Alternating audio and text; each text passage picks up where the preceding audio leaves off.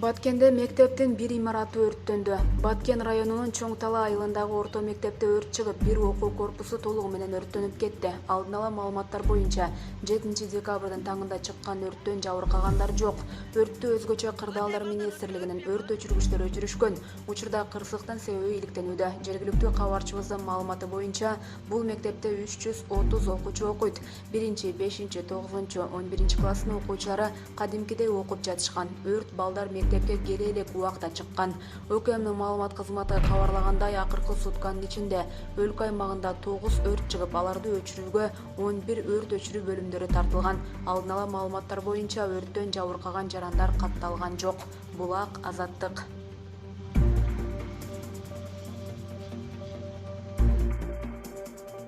Сарпашевдин 530 гектар жери Туркендин балансына алынды. Мурдагы вице-премьер Тайырбек Сарпашевдин мамлекетке кайтарылган Жайыт багытындагы 530 гектар жери Токтогул районундагы Туркен айыл өкмөтүнүн балансына алынды. Бул тууралуу Финполдон билдиришти. Белгилей кетсек, учурда Сарпашевдин мыйзамсыз баягандыгы туурасындагы иш иликтенип жатат. Тергөөнүн баштапкы этабында Сарпашев мурда өзүнө өткөрүп алган мыйзамсыз мүлктү мамлекетке кайтарууга макулдугун берген. Финпол кайтарылган жерде Туркендеги жакыр жашаган адамдарга бөлүштүрүү ишин дагы көзөмөлдөйт деп айтылат маалыматта. Булак, Спутник KG. Бүгүн 7 декабрдан тарта Ош шаарында милициянын кайгылуу кызматы бөлүмү ишке кирди. Бул тууралуу ынтымакка ИИМдин жол кыймылын камсыздоо кызматынын үгүт-насаат иштери боюнча кызматкери Тилек Оторов билдирди. Маалым болгондой, Ош шаарында 11 тилкеде 11 мобилдик топ жана 300 жөө жүрүүчү кызматкерлер ишке киришти. Кайгылуу кызматтын кызматкерлери 2 нөөмөт менен иш алып барышат. Артыкчылыгы катары жол кыймылынын гана эмес, коомдун коопсуздугу да камсыздалат. Кызматкерлер эл менен тыгыз байланышта болушат. Мобилдик топтор унаа менен да жөө жүрүп да иштешет. Тартип бузуулар тууралуу чакыруу түшкөн учурда жерине барып маселени карашат, деди Тилек Оторов. Милициянын кайгылуу кызматына биринчи баскычта 116 киши сынак аркылуу тандалып алынган. Аталган кызмат 2019 жылдын 30 октябрында Бишкек шаарында ишке кирип, системалуу талдоо жүргүзүлгөндөн кийин республиканын башка аймактарында да иштеп баштаары айтылган. Булак, Ынтымак KG.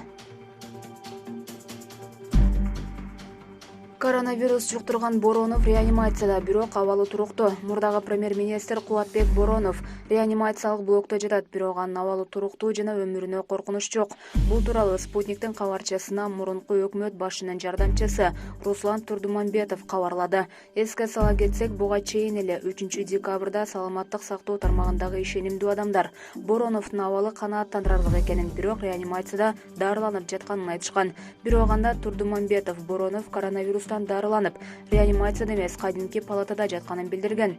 Кубатбек Айылчиевичке коронавирус диагнозу коюлган. Сатурациясы жакшы, дене табы 36,5-37 градус. Өмүрүнө эч нерсе коркунуч келтирбейт. Мен аны менен бүгүн сүйлөштүм, бардыгы жакшы, деди Турдумамбетов. Ал 23:00 чукул эле сүйлөшкөнүн белгиледи. Эскерте кетсек, Боронов өкмөттү 2020 жылдын июнь айынан тарта жетектеген, ага чейин вице-премьерликти аркалаган.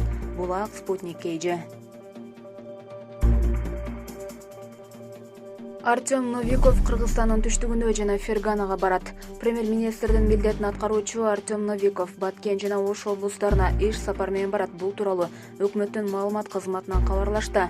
Иш сапар 7-9 декабрга пландалган. Анын жүрүшүндө Новиков өндүрүш объектилеринин иши менен таанышат. Ошондой эле Кадамжай районундагы оорукананын курулушун көрүп, Исфана шаарында аэропорттун оңдолгондон кийинки ачылышында болот. Мындан тышкары, ал 8 декабрь күнү Ферганада өтө турган Кыргызстан менен Өзбекстандын чек арага жакын облустарынын жетекчилеринин кеңешмесине катышат деп айтылат билдирүүдө. Иш сапардын аягында өкмөт башчынын милдетин аткаруучу Эркечтам көзөмөл өткөрүү жыйынынын иши менен таанышат. Булак, Спутник KG.